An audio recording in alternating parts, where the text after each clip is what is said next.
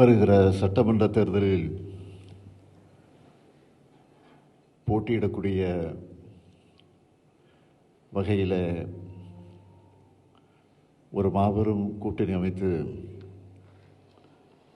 அந்த கூட்டணி கட்சியில் இடம்பெற்றிருக்கக்கூடிய தலைவர்களை எல்லாம் இங்கு அழைத்து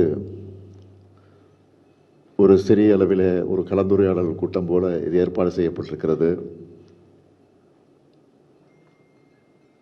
அப்படி ஏற்பாடு செய்யப்பட்டிருக்கக்கூடிய இந்த கூட்டத்தில் கலந்து கொண்டிருக்கக்கூடிய உங்களை எல்லாம் திராவிட முன்னேற்றக் கழகத்தின் சார்பில் கூட்டணி கட்சியுடைய தலைவர் என்ற முறையில் உங்கள் அத்தனை பேரையும் நான் வருக வருக வருக என்று வரவேற்க கடமைப்பட்டிருக்கிறேன். நடைபெற இருக்கக்கூடிய இந்த தேர்தலை ஒட்டி நாம் அமைத்திருக்கக்கூடிய இந்த கூட்டணி புதிதாக அமைக்கப்பட்ட கூட்டணி அல்ல. தொடர்ந்து 2 நாடாளுமன்றம்,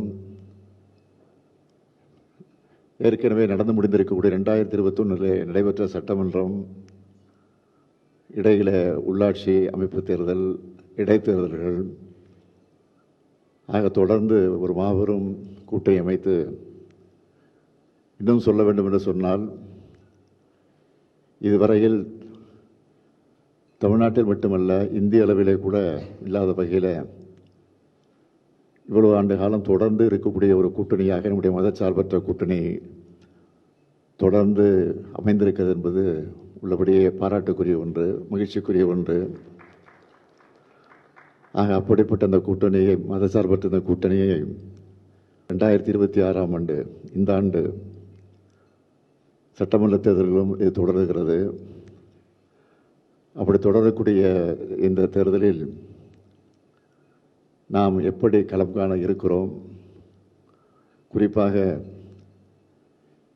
ஒவ்வொரு கட்சிக்கும் எவ்வளவு இடங்களை, எண்ணிக்கையில் எவ்வளவு இடங்களை வழங்குவது என்று கலந்து பேசி, அதைத் தொடர்ந்து எந்தெந்த தொகுதி என்பதையும்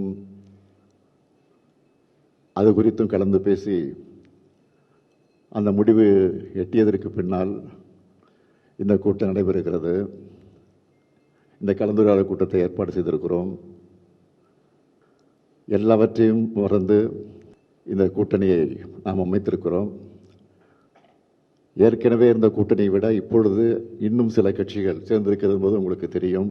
இந்த கூட்டணி வெற்றிகரமாக அமைத்திருக்கிறோம்.